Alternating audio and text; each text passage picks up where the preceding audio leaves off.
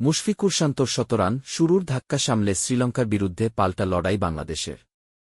অস্ট্রেলিয়াকে হারিয়ে টেস্ট বিশ্বকাপ জিতেছে দক্ষিণ আফ্রিকা।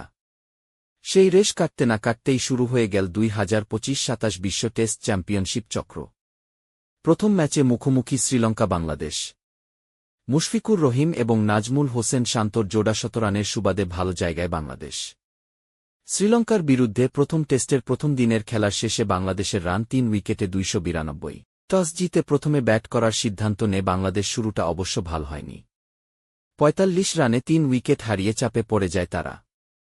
এরপর অভিজ্ঞ উইকেটরক্ষক ব্যাটার মুশফিকুরকে সঙ্গে নিয়ে পরিস্থিতি সামাল দেন বাংলাদেশ অধিনায়ক নাজমুল হোসেন শান্ত। চতুর্থ উইকেটের অবিচ্ছিন্ন জুটিতে তারা তুলেছেন 247 রান। 4 নম্বরে ব্যাট করতে নেমে শান্ত অপরাজিত রয়েছেন 136 রানে। তার 260 বলের ইনিংসে রয়েছে 14টি 4 এবং 1টি ছক্কা।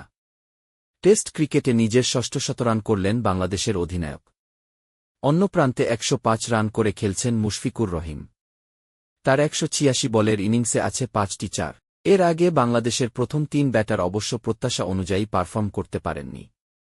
ওপেনার আনামুল হক শুরুতেই 0 রানে আউট হয়ে যান। রান পেলেন না অন্য ওপেনার সাদমান ইসলামও। তিনি করেন 14 রান। দলকে ভরসা দিতে পারেননি 3 নম্বরে নামা মমিনুল হকও। করেছেন 29 রান। শ্রীলঙ্কার বোলারদের মধ্যে থারিন্দু রত্নায়কে 2 উইকেট পেলেও খরচ করেছেন 124 রান। আশিতা ফার্নান্ডো 51 রানে 1 উইকেট নিয়েছেন। এই সিরিজ দিয়েই শুরু হল 2025-27 বিশ্ব টেস্ট চ্যাম্পিয়নশিপ চক্র। এখন পর্যন্ত বাংলাদেশ এগিয়ে আছে। তবে কি বাংলাদেশ জিততে পারবে? কমেন্টে জানাবেন। ধন্যবাদ।